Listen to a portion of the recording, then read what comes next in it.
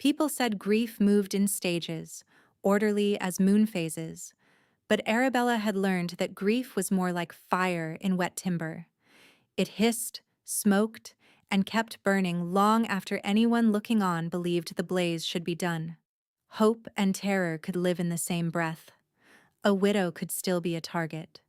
A child not yet born could become a border war before taking a first breath.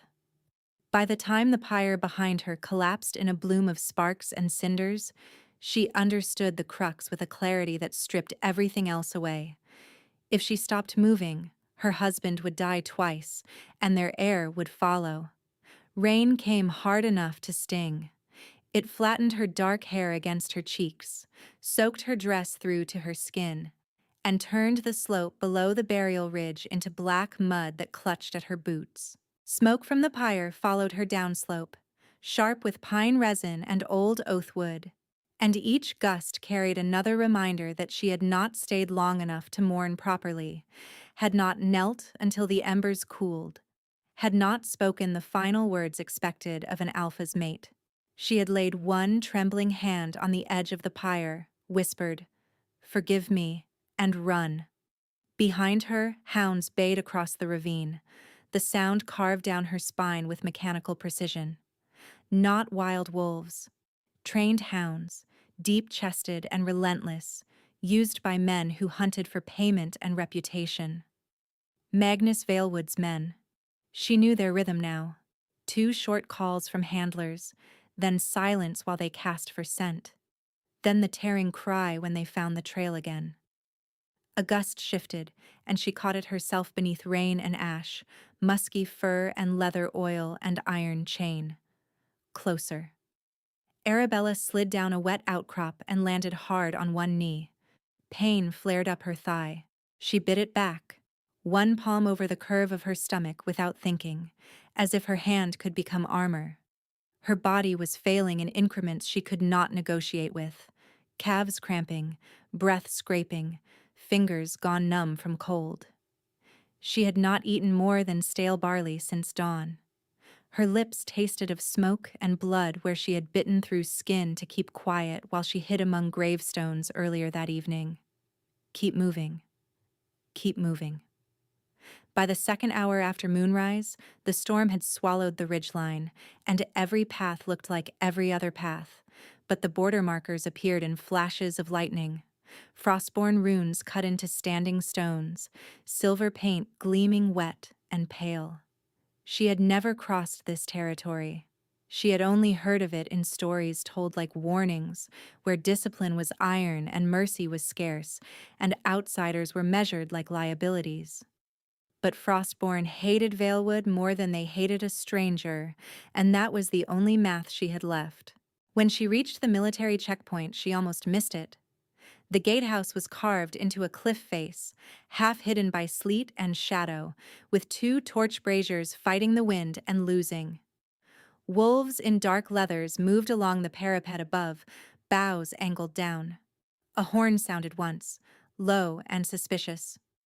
"Hold," a guard called. "Name and pack."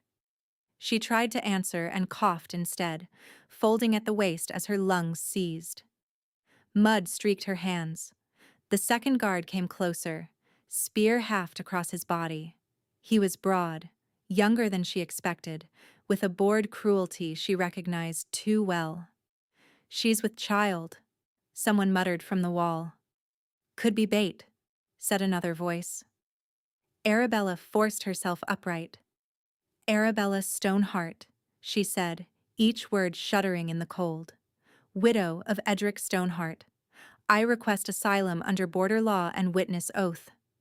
The first guard stared at her as if she had handed him a dead thing. Then his mouth twisted. "Stoneheart burned tonight. We saw the smoke." A laugh came from behind him, thin and mean. "And now his wolfless bride comes to us like cargo washed in by a flood." The word struck harder than the rain. Wolfless. She had heard it for years in softer voices and sharper ones, in pity and contempt, from healers who shook their heads and pack women who moved their children away from her at festivals.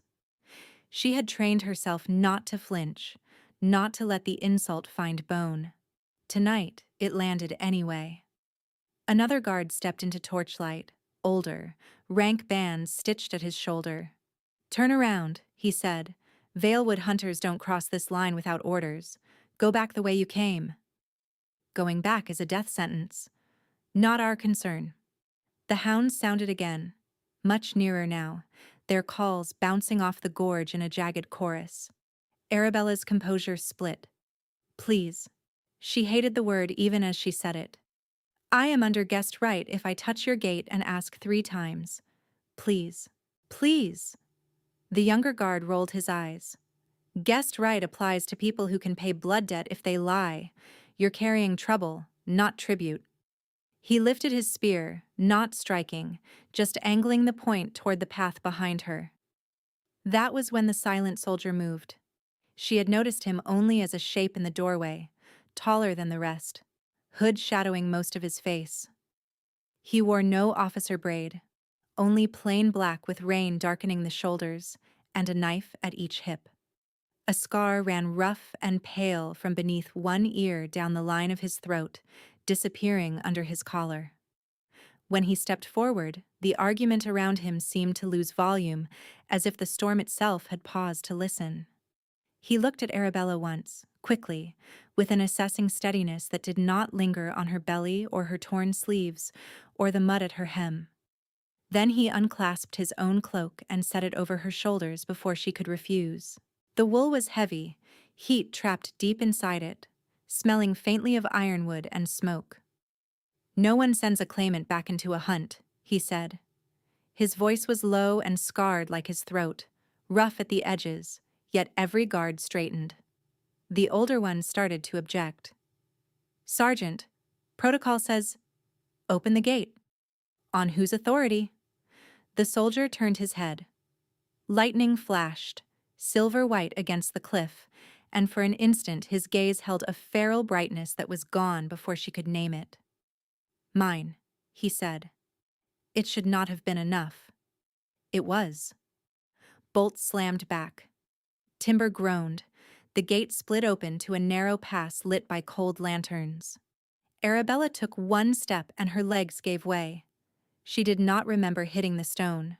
She remembered hands not touching her, voices blurring into distance, and that rough voice again, closer now and unexpectedly careful. "Stay with me. I cannot collapse. Not now. Not here. If I close my eyes, they decide for me. If I sleep, I wake in chains. If I wake at all." The thought came in the present tense, stripped and urgent, as if some part of her mind had retreated to a single narrow bridge where only survival verbs remained. Breathe, count, listen. The baby shifted, a small rolling pressure low in her abdomen, and panic crashed through her chest so hard she nearly retched. No, not panic. Focus. Rain on stone. Boot steps. Wool against skin. One lantern swinging. She clung to those details the way drowning people clung to driftwood, because each concrete thing proved she had made it past the line where Magnus's men could legally drag her back. Not safely. Not yet. But past. They brought her inside the checkpoint hall, where heat from a banked hearth smelled of cedar and damp leather. Someone set down a cup that steamed with broth. Someone else argued that she should be confined until dawn. The older guard, now chastened, kept repeating that admitting her would provoke Valewood. The scarred soldier answered little. He stood near the door, arms folded, the posture of a man guarding both exits and tempers. 3 days earlier, she had been in Stoneheart Keep mending infant linen in a sunlit room, listening to her husband tease her for measuring every stitch twice. By dusk that same day, she had been kneeling on cold flagstones while men with Valewood insignia hauled Edric's steward away for questioning. By midnight, Edric was dead in an ambush staged on his own southern road, and by dawn a messenger had arrived with terms that called her unborn child, disputed inheritance, and requested her surrender for protective custody. The parchment had still been wet when she burned it. Her breaking point came before noon. She had gone to the nursery solar because it was the only room in the keep with a lock she trusted. Through the shutters she heard riders entering the lower yard and recognized none of the voices. Not Stoneheart men, too smooth, too amused. Then her husband's aunt, who had embraced her weeping at first light, spoke through the door with a hand flat to the wood. "Bella, open. They only want to ask questions." "Who is with you?" A pause. "Council envoys." Another male voice cut in, impatient. "Lady Arabella, by authority of Valewood Council writ, you will submit yourself for transfer. Resistance will be read as guilt." Guilt. The word was a blade turned by someone who already owned the handle. She looked around the nursery and saw the future closing like a trap. Cradle waiting, folded blankets, carved wolf figurines Edric had made badly on purpose to make her laugh. If she opened that door, they would not kill her quickly. They would move her, isolate her, sign papers over her shaking hand, and name her unstable until no testimony she offered could survive scrutiny. Her child would be catalogued as leverage before birth, so she chose motion over permission. She dragged the cedar chest beneath the back window, kicked out the leaded pane with a wrapped stool leg, and squeezed through with glass biting at her palms. She dropped into the herb garden 2 levels below, rolled, and ran bent double beneath trellis vines, while shouts exploded behind her. Bells began to ring. Not morning bells. Alarm. Rain started as she reached the old burial road. She cut through thorn scrub, skirted the watch post at Gray Ford, stole a horse whose owner had left the reins to help raise a fallen cart, then abandoned it when its lathered breathing grew too loud on stone. By sundown she saw the first plume of smoke from Stoneheart's upper pyres and knew someone had decided to conduct funerary rites quickly before allies could gather and ask why. She went back anyway. She lit Edric's pyre with her own hand in the shelter of storm dark and swore she would not let his name be rewritten by men who smiled when they lied. Now, deep in frostborn territory with wet wool around her shoulders and strangers arguing over her worth, that vow was all that remained intact. Near midnight, a patrol returned dragging a bound scout in Valewood gray. The man was young and shaking, his bravado gone under interrogation lights. Arabella sat on a bench by the hearth, blanket over her knees, while the senior guard questioned him within earshot. "State your objective." The scout swallowed. "Standing order from Magnus Valewood. Retrieve Arabella Stoneheart alive before the full moon. Any unit, any cost." Silence settled, heavy and undeniable.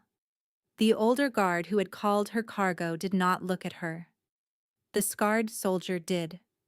His expression did not soften, but something precise and dangerous entered it, as if a map she could not see had just aligned in his mind.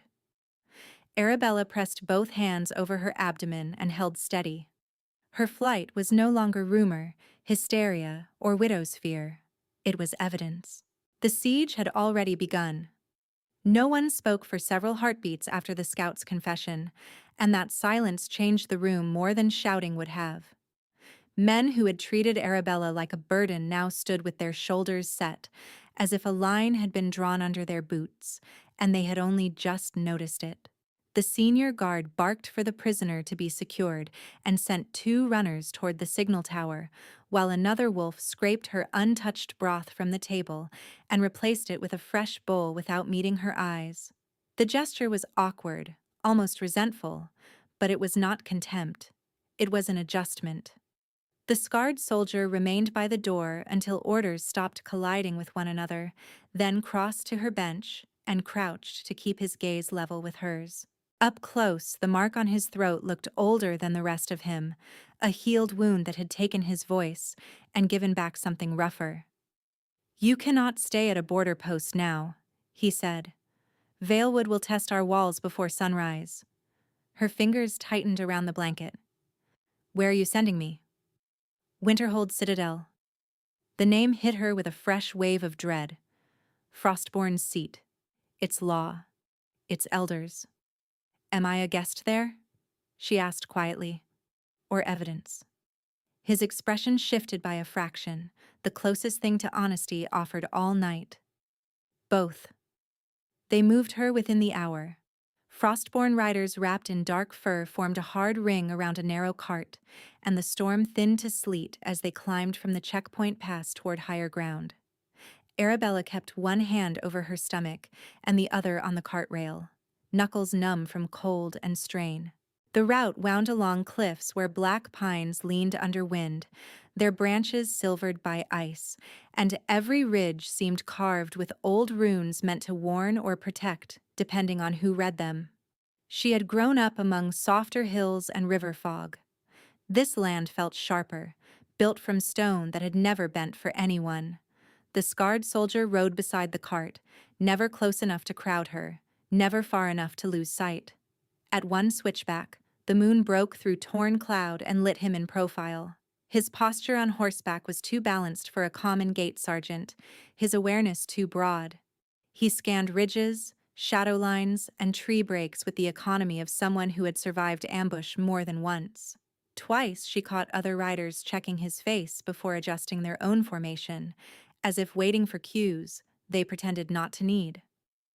By the time they reached the outer bastion, the eastern horizon carried a thin gray seam of dawn. Winterhold rose from the mountain itself, tiered walls and narrow towers fused to rock, torchlight guttering behind iron latticework. Wolves stood guard in pairs at each gate level, disciplined and silent. No one cheered their arrival, no one greeted her. Yet the portcullis lifted before the escort even gave challenge, and the captain on duty stepped aside when the scarred soldier dismounted, offering him a brief nod that looked uncomfortably close to deference. Inside the lower yard, servants moved quickly through morning preparations, hauling firewood, grain, and water casks across frost-slick stone. Several glanced at Arabella, then at her belly, then away with expressions she recognized from every place that had ever judged her first by what she could not do. Pity, calculation, superstition wearing practical faces. She had lived with those looks long enough that they no longer surprised her. What unsettled her was how often those same eyes slid toward the scarred soldier and then dropped. He offered his hand when she stepped down from the cart. She hesitated, then accepted. His palm was calloused, warm despite the cold air. The contact lasted only a moment, but awareness prickled along her spine with disorienting force, as if her body had registered something before her mind had language for it. She pulled back too quickly, annoyed with herself. At the stair to the inner keep, she asked, "What do I call you?" He paused. Raven. Not a title, not a surname. A single word, like an answer he had used many times and never enjoyed. "Raven," she repeated, testing it. "Will they hear me?" His gaze moved to the tower above them, where carved wolves ringed the council level like sentries. "They will hear whatever fits the verdict they already want," he said. "So speak for the record, not their comfort." It was the most strategic advice anyone had given her since Edric died, and fear sharpened into something usable. She squared her shoulders under his cloak and followed him through bronze doors banded with moonsteel. The corridor beyond smelled of cedar smoke, old vellum, and winter herbs. Murals lined the walls, frostborn victories, treaties, blood-right oaths, Luna coronations painted in silver leaf. Every Luna depicted had a wolf at her side. By first bell after dawn, they seated her in a narrow antechamber outside the council hall, with 2 guards at the door and a scribe who refused to look up from his slate. Voices rose and fell beyond thick stone, names traded, statutes cited, votes counted before testimony began. The baby shifted low and insistent. Arabella breathed through the tension and kept both feet planted, as if anchoring herself could anchor everything else. Then a herald opened the chamber doors and called her to judgment. The council hall was circular and severe, built around a sunken stone floor etched with concentric runes. Elders sat on raised benches in dark robes clasped at the throat with pack sigils, their faces lined by age, authority, and certainty. Frostborn officers stood along the perimeter, hands behind their backs, unreadable. Raven took position near the western pillar with the other soldiers, hood lowered now, scar visible in the gray light pouring from the high oculus overhead. Arabella stepped to the center mark and lifted her chin. The eldest counselor, a woman with iron-white braids wound like a crown, studied her for a long time before speaking. Arabella Stoneheart, widow to Edric Stoneheart, slain under contested circumstances, you request asylum and protection for an unborn claimant. I request lawful refuge, Arabella said, voice steady though her pulse thudded hard. And formal recognition that Magnus Valewood has issued illegal bounty against me. Murmurs circled the benches. Another elder, broad-shouldered and blunt, leaned forward. Recognition requires credibility. You arrive wolfless, widowed, and politically useful to your enemies. Your condition complicates any alliance. Condition. As if she were weather damage on a wall. I can provide names, she said.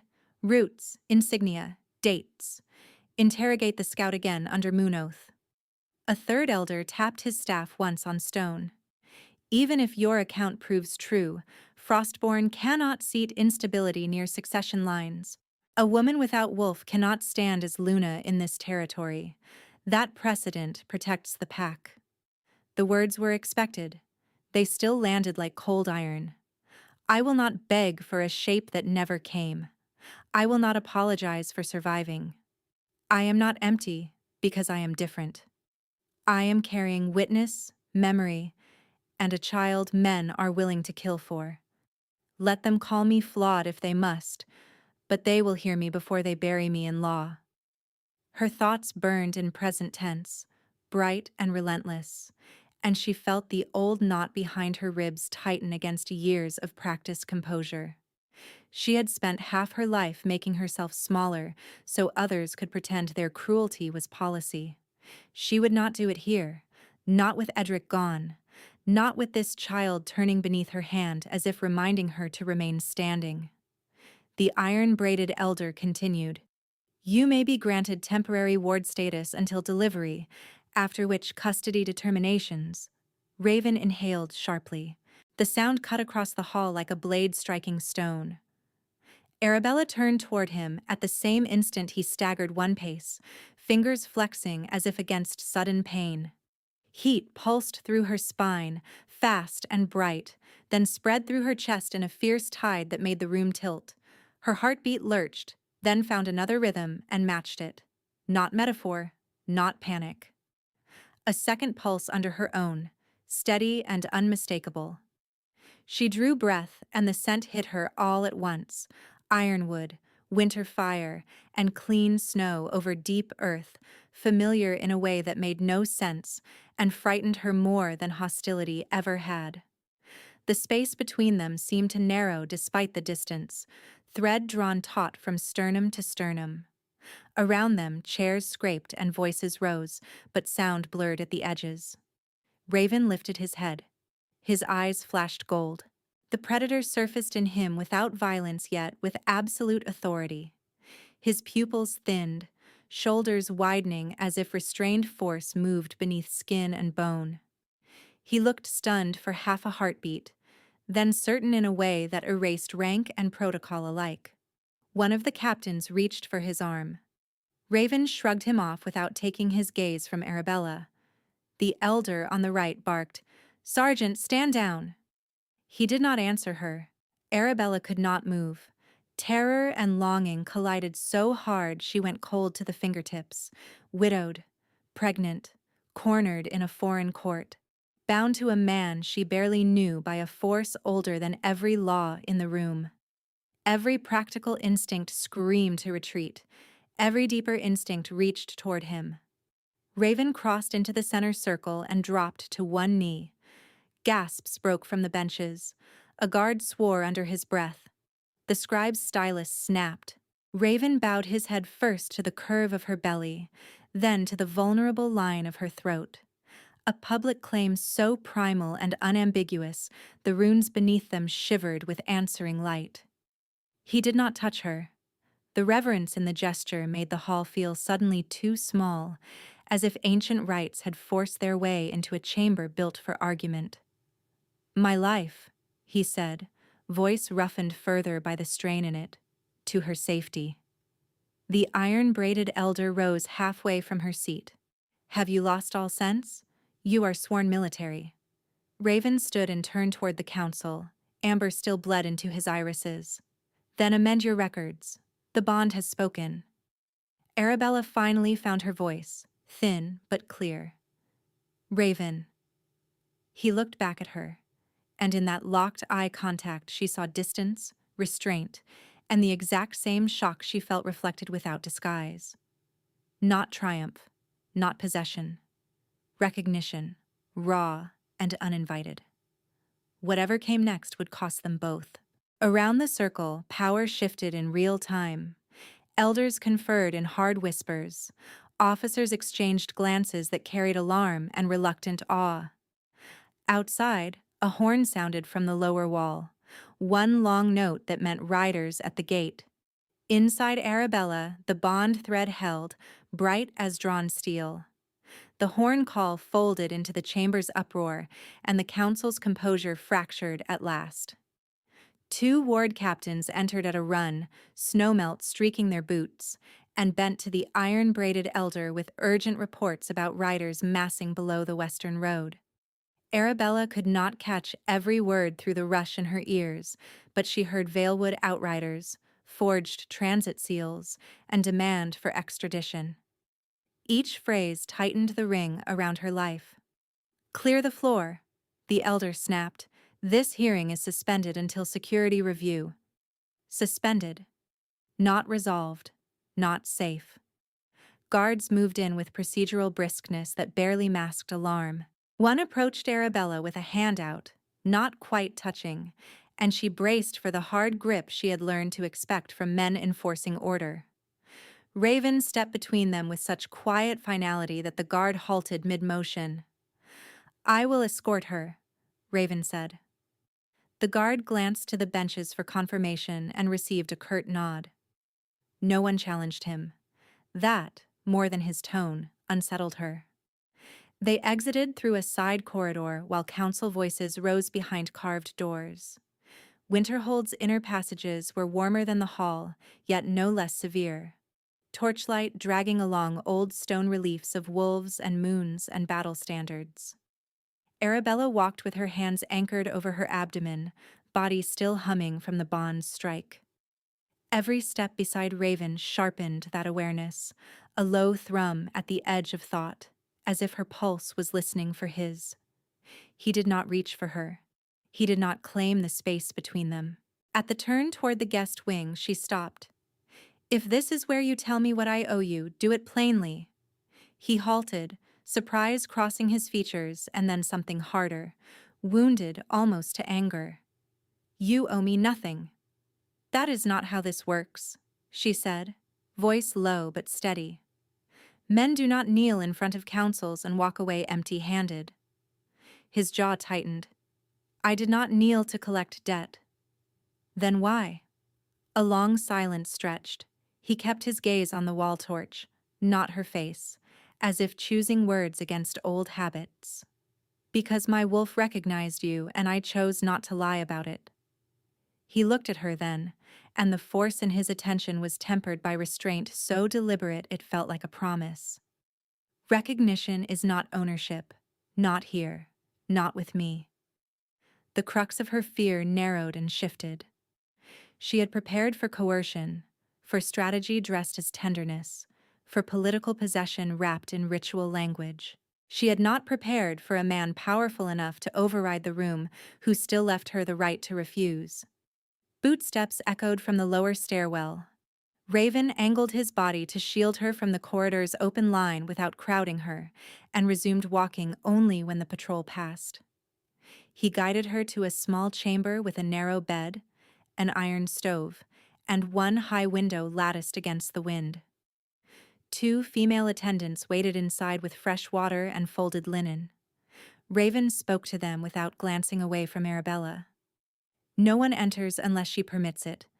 If council summons come, bring them to me first. One attendant frowned.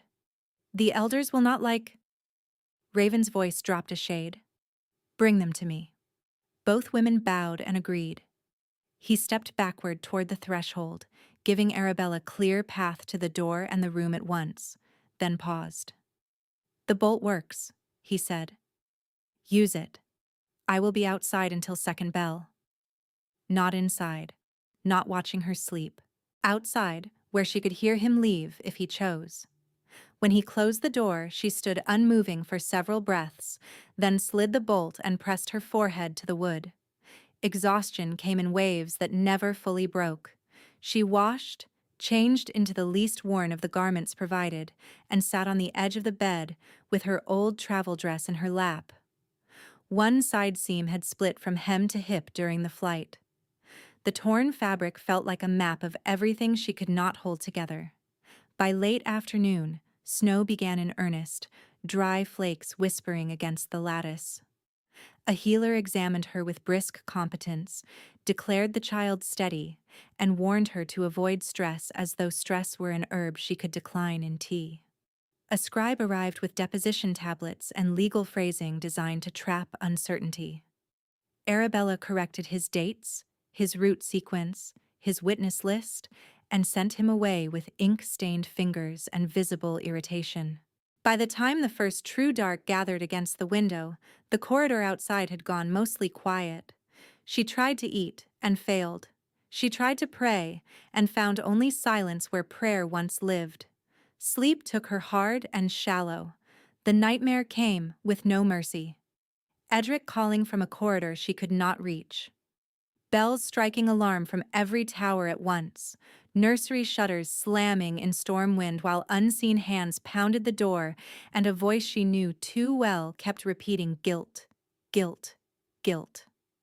She woke with a strangled gasp, hands clawing at blankets as if at restraints, lungs refusing rhythm. The chamber was dark except for banked coals. Panic climbed fast, absolute and physical. No one is touching you. Raven's voice, low through the half-open door. She had not heard him enter the outer passage. She had not heard herself call out. Heat flashed through her face with humiliation and fear. Go. He did not move closer. I am at the threshold. I can stay there or leave. Choose. Her breath hitched, then snagged again. Choice. He kept giving her choice. Stay, she whispered, hating the need in it. He struck flint once and lit a single candle, setting it on the floor several paces from the bed so the light reached her without blinding her. Then he sat against the opposite wall, knees bent, forearms resting loosely, posture non-threatening by intent rather than instinct. Match my count, he said. In for 4, hold for 2, out for 6. She tried and failed the first cycle. He kept counting anyway, voice rough, unhurried, patient in a way that made something tight in her chest ache. On the 4th cycle, her breathing stopped tearing. On the 7th, her hands unclenched from the blanket. Minutes passed, measured only by breath and the stove's quiet ticks. I should be stronger than this, she said finally, staring at the candle flame. You survived a military hunt in a storm after lighting your husband's pyre, he answered. Strength is not the absence of fear. A brittle laugh escaped her before she could stop it. You rehearse these lines for frightened refugees? Not often. I am usually worse with words. That earned a real, startled sound from her, brief but human. The tension in the room eased by a degree. When silence returned, she picked up the torn dress from where it had fallen beside the bed. I need this mended by morning. The attendants will report whatever they see. He held out a hand. Needle. She blinked. You sew? I repair gear. A corner of his mouth moved, almost self-mocking. Badly, but it holds. She handed him the sewing roll from the washstand. He stayed on the floor, still several paces away, and bent over the seam with concentration usually reserved for blade work. The stitches were uneven, soldiers' work rather than tailors, but they were careful, reinforced at stress points, practical in a way that reassured her more than elegance would have. I am watching a man who can command captains stitch a widow's hem by candlelight and pretend the act is ordinary. I do not know what to do with gentleness that asks for nothing. I do not know where to place my suspicion when it finds no hook to hang from. The thought moved through her in present tense, strange and raw. For years she had translated kindness into future cost, because that translation had kept her alive. Raven gave her no terms to decode, only consistent boundaries that did not collapse when she tested them. When he finished, he set the dress folded on the stool and rose. You should try to sleep again. Will you stay in the corridor? Yes. She hesitated, then lifted one shaking hand toward him across the small distance. He waited, giving her time to withdraw if she wanted. When she did not, he stepped close enough for her fingers to rest against his wrist, warm skin over steady pulse. No grasping, no claim, just contact, brief and anchoring. Thank you, she said, the words awkward from disuse. He inclined his head and left, closing the door softly. At dawn, she found fresh broth outside her threshold beside a bundle of dried lavender tied with plain cord. No note, no witness. Care without spectacle. 3 days passed before the council reconvened, and in that span rumor moved faster than law. Some said Arabella had bewitched a Frostborn officer. Others claimed Raven had staged the bond to force succession politics. A few quieter voices argued that sacred rites did not answer to strategy. None of it changed the way corridors hushed when she entered. On the 4th morning, an attendant informed her that council required her presence at training yard roll call to assess pack response. The phrase was bureaucratic varnish over public scrutiny. Arabella understood the message. If Frostborn intended to shelter her, Frostborn wanted to watch its soldiers react. The yard spread below the southern wall, a rectangle of packed snow and trampled frost ringed by weapon racks. Wolves in training leathers stood in formation while officers read assignments.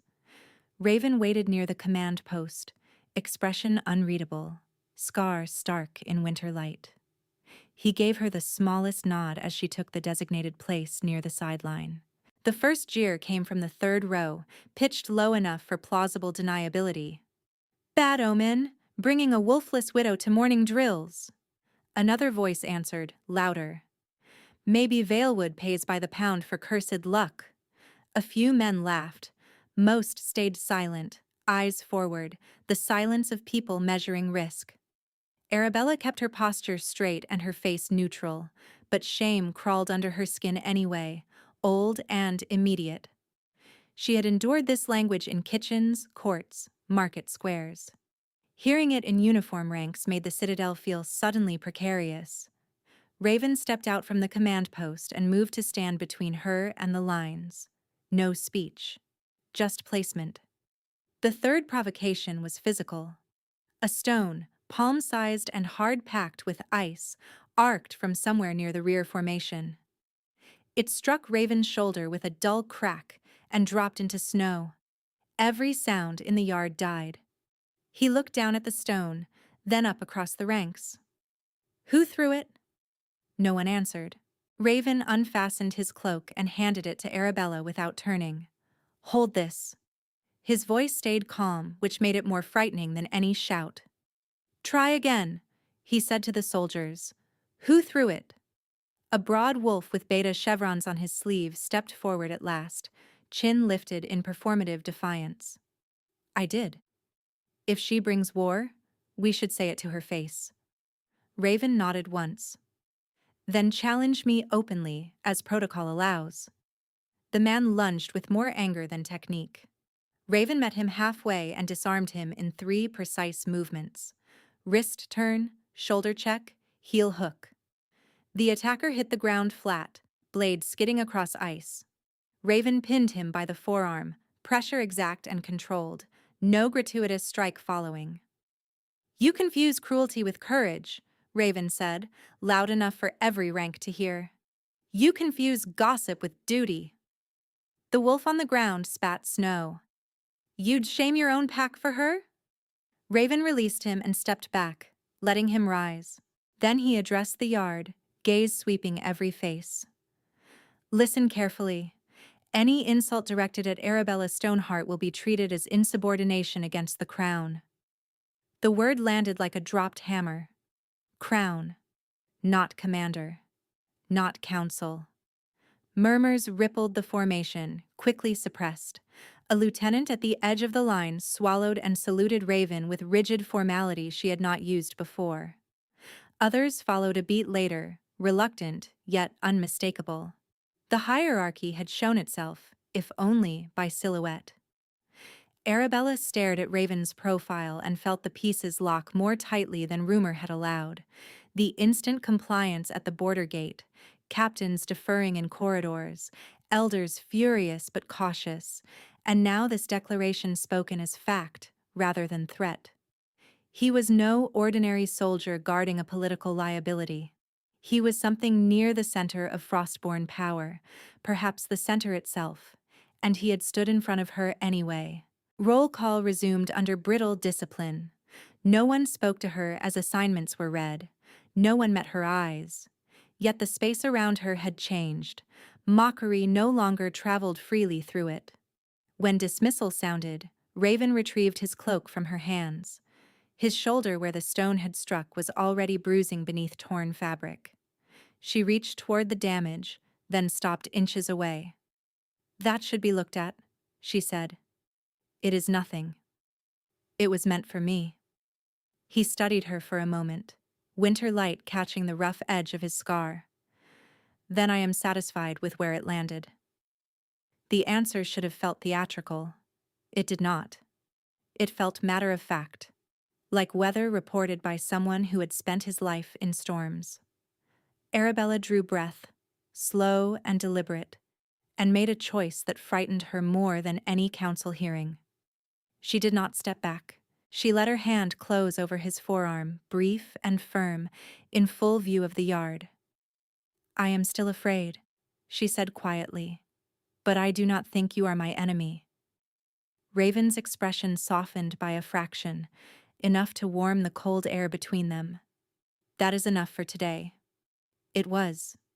For the first time since the pyre, lowering her guard felt less like surrender and more like the beginning of strategy.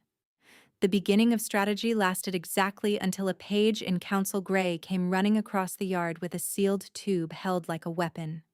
He skidded to a stop before Raven, saluted, then extended the seal toward the officer's line where everyone could see the black wax crest of Valewood pressed, with a rearing wolf and crown thorns. Raven broke it without ceremony, scanned once, and his mouth flattened into a line Arabella had learned to fear. He handed the parchment to the nearest lieutenant. "Read it aloud," he said. The lieutenant obeyed, voice carrying over the training ground. "By authority of Acting High Regent Magnus Valewood, this council is notified that Arabella Stoneheart stands accused of conspiracy in the death of Alpha Edric Stoneheart, adulteration of succession lines through fraudulent issue, and deliberate incitement of interpack conflict. Valewood submits 6 sworn witnesses and requests immediate transfer for protective adjudication before the full moon." The lieutenant faltered at the next line, then forced it out.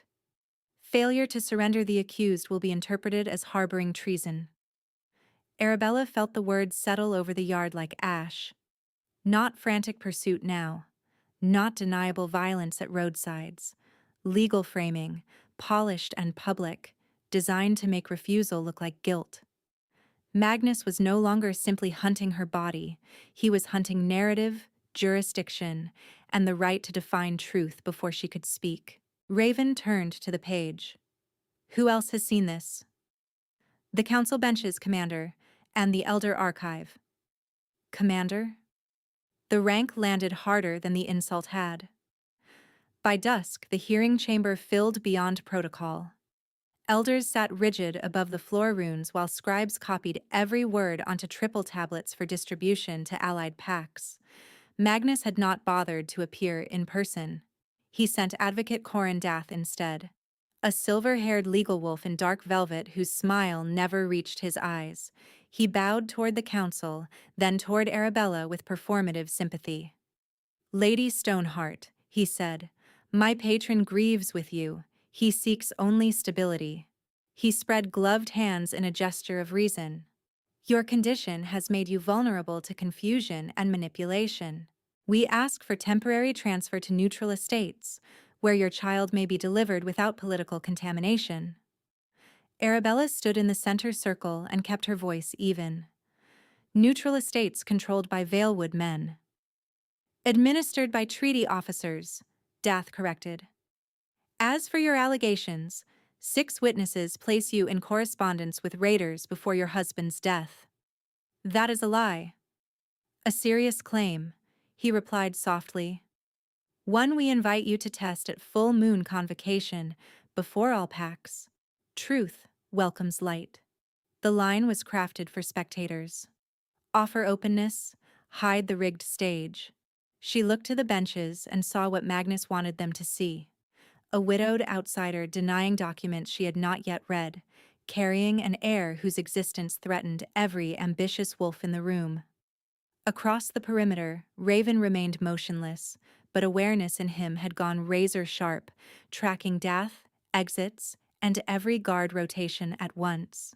When the session recessed, Raven took her through a side passage lined with iron braziers and old campaign maps. He shut the door to a small records room and waited until footsteps faded. "Magnus does nothing halfway," he said. "Paid witnesses are one layer. Forged correspondence is another. He is building a case that your presence here corrupts succession. Then he will argue anyone bonded to you is politically compromised."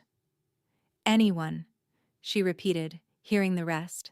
His gaze held hers. "Yes." She drew a slow breath and found anger steadier than fear. "Then he plans to destroy you before you even stand where law can see you." "Correct." "Tell me what he actually wants." Raven moved one map weight aside and pointed to the borderlines scratched in ink. "Stoneheart routes, Frostborn passes, and river tariffs from the east. Control those, and he can starve 3 packs without drawing a blade. Your child gives him pretext to absorb Stoneheart by guardianship. Your testimony threatens that. So he will discredit you, then remove you." The bluntness steadied her more than comfort would have. 3 days later, snowmelt dripped from the eaves in a slow rhythm that marked the 2nd week since she crossed the border, and Winterhold had become a citadel of whispers. Witnesses arrived under escort. A dismissed Stoneheart quartermaster, a merchant scribe she did not know, her husband's aunt wrapped in mourning gray and dry-eyed as polished bone. Each deposition repeated the same architecture with eerie precision. Arabella had been dissatisfied in her marriage. Arabella had quarreled about inheritance. Arabella had met unknown riders by lamplight. The details shifted, but the spine of accusation never moved. She sat with tablets spread across a cedar table while Raven stood at the window, reading each statement twice. Her temples throbbed. Ink smelled metallic in the heated air. "I am watching strangers build a version of me that fits their hunger. They make me ambitious, unstable, disloyal, and each adjective is a lock. If I deny too loudly, I become hysterical. If I answer calmly, I become calculating. I feel the trap because I have lived in smaller versions of it all my life. Smile and be called deceitful. Cry and be called weak. Stay silent and be called guilty. Speak and be called dangerous. Yet this is still my life, not theirs. I am still here, breathing, reading, correcting, refusing. He wants me to vanish into procedure. I will not." When she looked up, Raven had crossed the room without her hearing him. He set a cup of nettle tea by her elbow and, after a pause that asked permission, rested 2 fingers lightly against her wrist until her pulse steadied. Corindath met privately with Elder Merrick this morning, he said, then with 2 undecided benches. He is promising trade guarantees if they support transfer. Can they vote it through before the full moon? They can attempt interim custody tonight. The room seemed to narrow. Then we act first. He studied her with that same measured intensity that never felt like pressure. My first option is to move you to an interior sanctuary and force the council to object publicly. No. The answer came immediate. Hiding now confirms every accusation. It keeps you alive. It gives him the story he wants. She stood, one hand braced on the table edge. At the convocation, I demand right of witness under Moonfire, in open law, with allied packs watching. His jaw tightened. That right is dangerous even for trained wolves. I know. Silence stretched, charged and intimate and edged with dread. The bond between them thrummed low under every word, not a command, not a cage, but a constant awareness of his restraint and her own unraveling trust. He reached up as if to touch her cheek, stopped short, and let his hand fall. A primary consideration, he said quietly, is that Magnus will not wait for the right if he thinks he can take you first. Then let him try where everyone can see. Twilight bled blue across the high windows when the council ordered a public preliminary in the lower Great Hall, a compromise that pleased no one and drew everyone. Wolves packed the galleries shoulder to shoulder, torch smoke layered under the carved beams, guards doubled at each door with spears crossed. Arabella stood beside the witness rail while scribes arranged tablets on a long oak desk. Raven took position 3 paces behind her left shoulder, close enough that she could feel the heat of him, far enough that no elder could claim intimidation.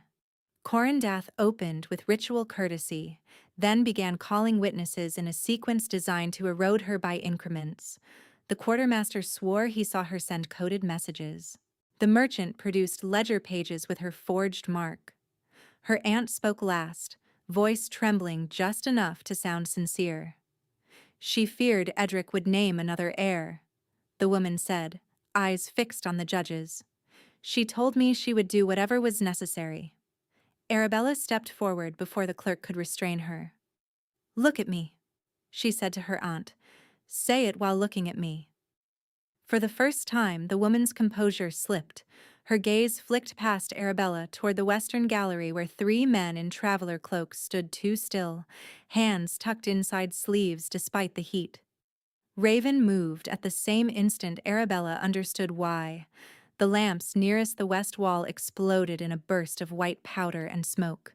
Not fire, blinding dust. Shouts tore through the hall. Somewhere above, a chain mechanism clanged and heavy netting dropped from the rafters, weighted with iron links meant to pin, not kill. Civilians screamed and pushed back from the front rows. Down! Raven barked. He slammed a table on its side to shield the nearest elders as the first net crashed across the witness rail. 3 cloaked men vaulted the balustrade with practiced speed, producing hooked poles and binding cuffs stamped with Valewood transit sigils. Not a riot, an extraction team. One lunged for Arabella's arm. She pivoted and drove the heel of her palm into his wrist. The cuff clattered away. Another caught her cloak and yanked hard enough to spin her. Pain shot through her shoulder. Raven intercepted him, disarmed him with brutal efficiency, and sent him skidding into the overturned desk. A voice cut through the chaos from the smoke-choked aisle. Take her alive! West Sallyport now! More attackers pushed through panicked spectators wearing frostborn guard-to-bards over mismatched boots. Disguises good enough at distance, sloppy up close. Inside job and outside money, exactly as Raven had warned. Arabella grabbed a fallen spear shaft snapped at mid-length and backed toward the stone dais where civilians were trapped behind tangled netting. A young scribe struggled under iron links, breath hitching. Arabella wedged the broken shaft through the rings and levered upward until two bystanders could drag the scribe clear. Another attacker rushed her from the side. She saw only motion, turned too late, and felt a gloved hand clamp over her mouth as an arm locked around her ribs, careful of her belly in a way that made the intent colder. Abduction, not slaughter. "Easy, lady," the man hissed at her ear. "You are being rescued." Raven roared her name and launched toward them, but two false guards hit him from opposite sides with chain poles designed to tangle limbs. He broke one pole, took the second across his back, and kept coming, amber flooding his gaze as the predator in him surged to the surface. Arabella stomped backward onto her captor's instep, snapped her head into his jaw, and tore free for one breath before a second man seized her wrist and slammed her against a pillar. The broken spear shaft flew from her hand. Through smoke and bodies she saw Corendath already gone, benches half emptied, and her aunt being escorted out under protection by men who had entered as spectators. The operation had timing, exits, legal cover, and witnesses prepared to call it protective transfer after the fact. Raven tore through the last chain line and reached for her, just as a hidden panel in the west wall ground open behind the attackers, revealing a narrow service tunnel and fresh horses waiting beyond the arch. Cold night air knifed into the hall, into the hush. The man holding her shoved a blade to her throat, not cutting, just enough pressure to halt every guard in range. "Back off!" he shouted, dragging her toward the opening. "One step and she bleeds, and the air goes with her." Raven stopped, chest heaving, hands empty but shaking with controlled violence. Their eyes locked across the wrecked hall, bond thread taut as wire, and for the first time since Winterhold's gate opened to her, Arabella understood with absolute clarity that law had already failed, and the next choice would be made in blood, moonfire, or both. The man with the blade dragged her another step toward the open panel, boot heels scraping on stone dust and spilled ink. Cold air from the service passage struck her wet throat where the knife hovered. Behind the abductor, two more men hauled up a weighted net and prepared to throw it across the nearest guards. Civilians were still trapped near the dais, and the false guards were using them as moving barricades. "Drop your weapons!" the man shouted. "All of you! Now!" No one moved fast enough for him. He tightened his grip. Arabella felt the subtle shift in his arm as he prepared to cut just enough to prove he meant it. Raven's voice came low and brutal. "If she is harmed, none of you leave this hall." The abductor barked a harsh laugh. "You think this is about leaving? We were paid to deliver." From the tunnel mouth, a deeper voice answered, smooth and carrying even through smoke. "And paid well." Magnus Valewood stepped into view, wearing a dark traveling coat over partial shift. Claws extended from human hands, canines lengthened, power rolling off him with calculated display. He was broader than Arabella remembered from treaty courts, his hair tied back from a face sharpened by ambition and certainty. Behind him, torchlight from the passage framed three mounted escorts waiting at the ready. The room recoiled by instinct. Elders who had argued procedure only moments before now looked at one another with raw alarm. Magnus was not petitioning the council through proxies anymore. He was inside Frostborn's great hall with armed men and an extraction team, treating the boundary as fiction. He looked directly at Arabella, then at her belly, and smiled as if greeting property reclaimed. "You have caused enough disorder," he said. "Come with me, and I may still grant you dignified custody." Arabella's fears spiked, then settled into a cleaner edge. She had watched this man turn grief into leverage, witnesses into tools, law into a snare. He expected panic. He expected her to become an object moved between stronger hands. "I am shaking. I am terrified. I can feel the knife, the smoke, the crush of bodies, and the child turning like a reminder that I do not get to collapse.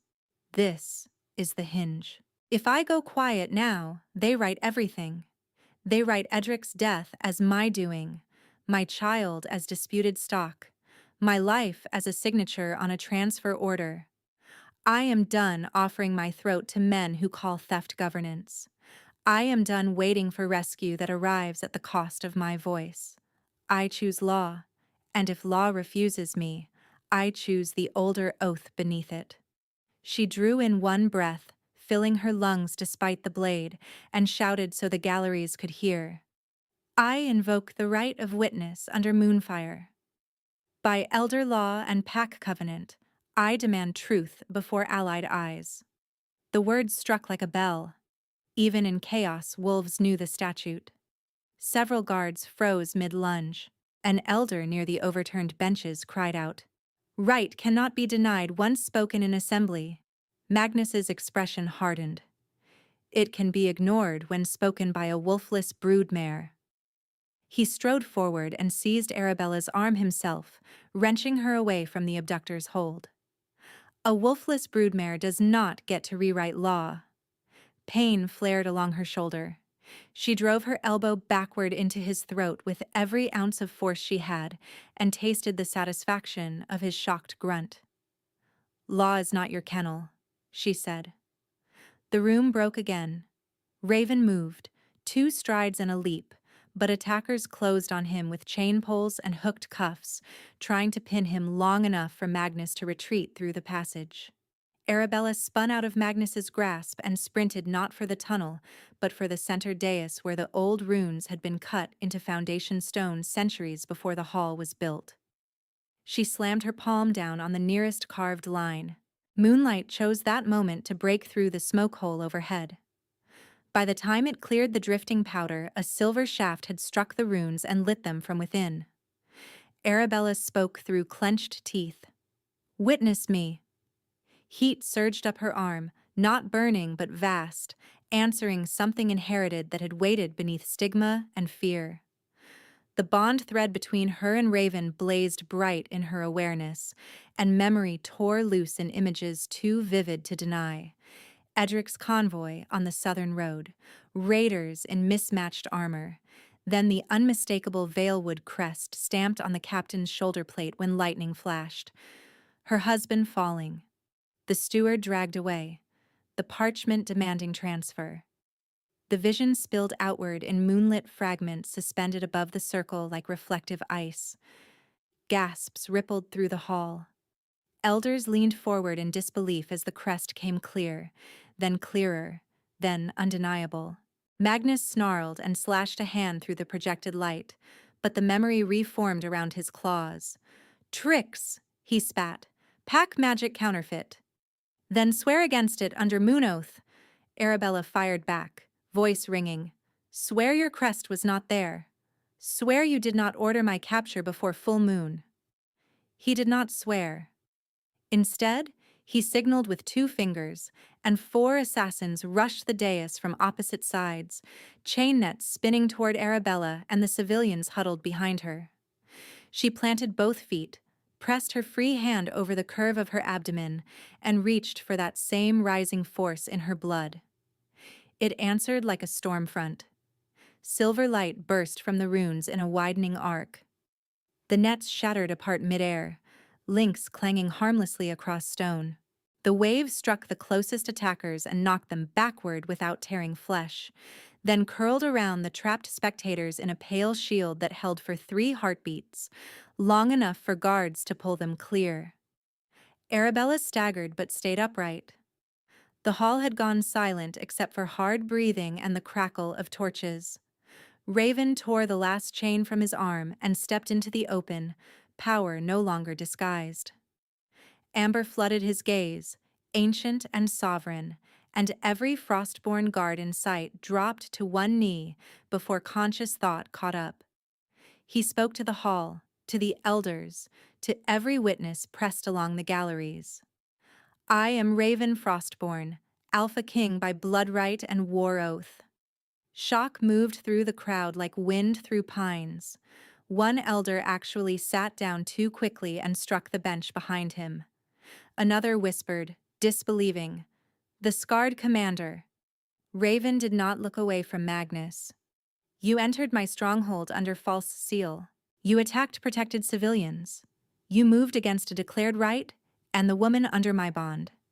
Magnus bared his teeth in a feral grin. Then stop posturing and fight me, or hide behind her miracles. Raven's answer was cold iron. Blood right challenge accepted. They collided at the edge of the rune circle, both in partial shift within seconds, claws against claws, motion too fast for untrained eyes yet brutally clear in intent. Magnus fought like a raider king, broad and punishing, aiming to disable and retreat. Raven fought like a ruler defending ground, precise, relentless, cutting lines of escape with footwork and angle. Magnus tried twice to break toward Arabella. Twice Raven intercepted, once with a shoulder strike that drove him back into a pillar, once with a forearm block that turned a killing swipe into a glancing blow across leather instead of skin. Still placing her in front of you, Magnus taunted, circling. That is why you will lose. Raven advanced. That is why you already have. Magnus feinted high, dropped low, and lunged past Raven's right side in a final gamble, arm outstretched toward Arabella with claws hooked to seize. She saw the line of attack open and moved before anyone could command her. A ceremonial spear lay near the shattered witness rail, silver-forged tip intact. She snatched it, pivoted, and drove the point down through Magnus's wrist into the stone seam beside her boot, pinning him in place without striking his throat. He roared and twisted, trapped. Arabella leaned her weight on the shaft, breath ragged, eyes locked on his. You do not touch me again. For a suspended second, the hall held its breath. Then Raven was there. One hand on the spear to steady her, the other at Magnus's collar, forcing his head back and exposing his throat to the assembly. Raven's voice carried to every corner. You hunted my mate and threatened my heir. Magnus spat blood-tinged saliva at the stones and gave a ragged laugh. Your council will fracture without me. The council reforms without you, Raven said. He delivered judgment in one swift, controlled motion on the circle stones, lethal and final, with no spectacle beyond certainty. Magnus went still. No one shouted. No one cheered. The silence that followed was heavier than noise, the silence of witnesses understanding that law, bond, and force had converged in one irrevocable moment. Raven released Magnus's body and turned immediately to Arabella, hands hovering near her shoulders without presuming contact. Are you hurt? Shaken, she managed, standing. He nodded once, relief and fury and reverence all held behind discipline. Around them, surviving attackers dropped weapons and were dragged into custody. The elder archive scribe, soot-streaked and trembling, gathered the fallen tablets and lifted one toward the benches. The right record is intact, he said hoarsely. Memory projection and assault, both witnessed, entered under seal. The iron-braided elder rose slowly, voice unsteady but formal. Let the record show Magnus Valewood committed treason against covenant law and violated sanctuary under armed fraud. Let the record show Arabella Stoneheart invoked right of witness and provided material truth before this assembly. Arabella's knees threatened to give. Raven caught her forearm, steadying without claiming, and this time she did not pull away. In the galleries, wolves who had called her burden now watched her with something harder won than sympathy.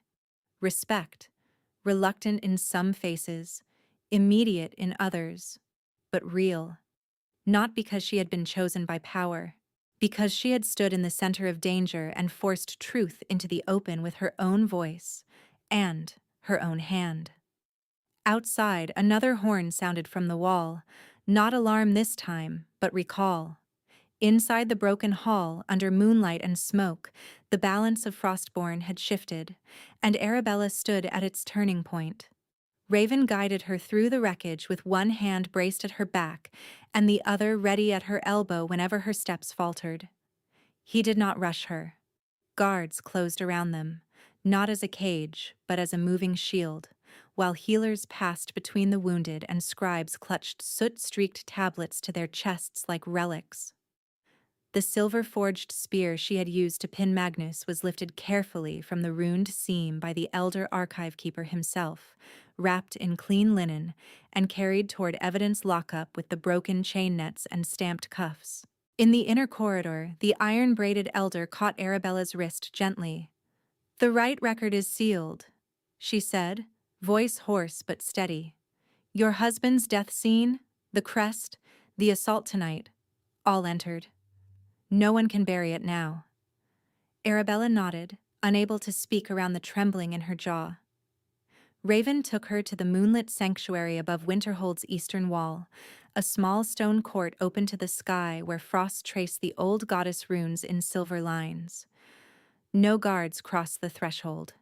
They remained at the archway and turned their backs. The quiet hit her all at once.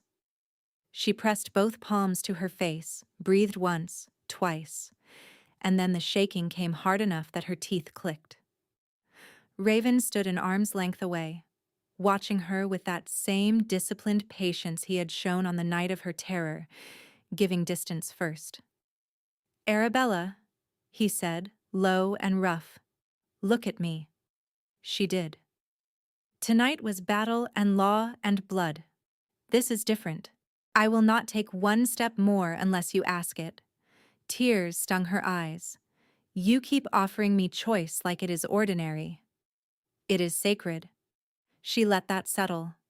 The moonlight painted the scar along his throat pale as bone, the wound that had first marked him as dangerous, then familiar, then hers in every way that mattered. Her pulse found the bond thread and held it. "I choose you," she said. Each word came clearer than the last. "Not because you saved me, not because the council watched you kneel, not because I am afraid to stand alone. I choose you freely." His breath left him like a held strike finally released. "Then say what you want, and I will obey." "Mark me," she whispered, "and let me mark you. Equals. No debt." Raven crossed the distance slowly, giving her time to turn away. She did not. He cupped her face with both hands, forehead resting briefly against hers, and she felt the bond hum warmer, a low current under skin and bone. When he spoke, the words were barely more than breath. "Mine," he said, "not as possession, but vow." "Yours," she answered and touched his chest over his heart. "Mate." He brushed her hair from her neck, mouth skimming her skin first in reverence, then stillness, asking one last time without words. She tipped her head in consent. His bite landed at the junction of neck and shoulder, sharp enough to split a cry from her throat. Pain flared bright, immediate, and then transformed as heat poured through the mark in molten waves, not consuming but remaking. The old hollow place where others had stamped her as lesser filled with fierce, clean light. She gripped his forearms and stayed present through every pulse of it, through the throb, through the rising warmth that spread down her spine and into her chest until her breath came ragged with relief instead of fear. Gold traveled the bond between them in visible threads, winding around their wrists, their throats, the curve of her belly, then sinking beneath skin. Luminous runes unfurled along her collarbone, delicate and unmistakable, answering the moonfire rite with a second testimony written directly on her body. Raven lifted his head, eyes bright with something ancient and undone. "Arabella." She did not let him retreat into restraint. She took his shoulders, drew him down, and turned to his right side where muscle met neck above the collar. "My turn." His mouth curved once, astonished and fierce. "Always." She bit him there, firm and deliberate, and felt him shudder as the mark took. The taste of iron and salt flashed, then softened into the same flowing heat she had felt, this time mirrored through his body into hers. Pain became a widening ache, then a deep, resonant pleasure that had nothing to do with hunger and everything to do with recognition completed. He dropped to one knee with her as the bond snapped fully into place, a second heartbeat locking with her own. Memories flickered across the link in quick, intimate fragments. Him at the gate, unclasping his cloak in rain. Him outside her door at night, counting breaths. Her hand on his forearm in the training yard. Her voice in the hall calling law from chaos. In return, she felt what he had carried in silence.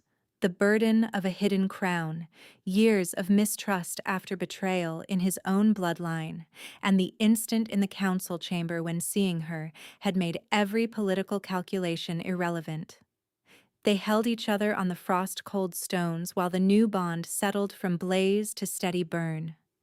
Arabella pressed her cheek to his shoulder, right over the mark she had given him. "No one will name me lesser again," she whispered. "Never again," he said against her hair. "My Luna, my equal, my home." By first light, Winterhold's great hall was scrubbed, relit, and full again, this time under armed guard loyal to the crown. The iron-braided elder presided with the right tablets open before her, the captured Valewood letter beside them, Magnus's seal ring in a locked glass box, and the broken transit cuffs tagged with chain of custody marks. The young scout from the checkpoint repeated his confession under moon oath, voice shaking but clear. Corin Dath was brought in under restraint after being caught at the east stable with bribe ledgers sewn into his saddle lining. Elder Merrick, confronted with those ledgers and his private meeting records, resigned his bench before formal censure and was remanded pending judgment. Arabella's aunt finally met her gaze when called. Coin had bought her testimony, and fear had sealed it. She confessed to opening Stoneheart's postern gate to raiders and to rehearsing false statements supplied by Valewood clerks. She asked forgiveness with tears that arrived too late. Arabella gave her neither cruelty nor absolution, only truth. "You looked at me and chose silver over blood. I release you from my life." Sentence followed. Exile beyond Allied borders under watch. No title, no claim. The quartermaster and merchant scribe admitted perjury in exchange for lesser penalties and labor restitution to Stoneheart widows. The older border guard who had called her cargo requested permission to speak and bowed in full view of the court. "I failed guest right," he said. "I will carry that shame. I ask only to serve where repair is possible." Raven assigned him to the new sanctuary corridor for displaced families, where contempt would cost rank and kindness would be audited like any other duty. At sunset, in the same hall where she had been measured and dismissed, Arabella stood on the central dais in silver and deep blue, runes at her throat glowing softly above her gown. Raven stood one step behind and to her right, exactly as protocol now required when the Luna Queen addressed Covenant Assembly. The decree abolishing the Wolfless exclusion was read aloud, then copied for every Allied territory. The phrase once used as a wound was spoken again before the gathered packs, transformed into vow. "No wolfless girl could be Luna," the herald read from the old law. Arabella took the parchment, tore it cleanly in half, and answered, "Worth is proven by courage, not the shape of a shift." The hall bowed. 4 months later, spring thaw ran in bright ribbons down Winterhold's black stone, and Arabella labored in the eastern birthing chamber with Raven at her side, his marked shoulder under her grip through every contraction. No alarms, no siege horns, only midwives, lavender steam, and steady instructions. Their son arrived just before dawn, furious and strong, with dark hair and a startling calm that settled the room the moment Raven placed him on Arabella's chest. At the heir recognition that evening, the same archive keeper who had sealed the spear and tablets now entered the child's name in gold ink beneath both lineages. The silver-forged spear was mounted above the witness dais, not as a trophy, but as legal memory, the night testimony fought and survived. Long after the court dispersed, Arabella sat in their private solar with the infant asleep between them in a carved cedar cradle repaired from old stone heart plans. Outside the window, frost-born sentries changed watch under clear stars. Inside, Raven traced one finger lightly over the mark at her neck, and she covered his hand with hers. No hounds, no chains, no one debating whether she was worth shelter. Only a restored fortress, a sleeping child, and two bonded rulers in quiet joy, finally home.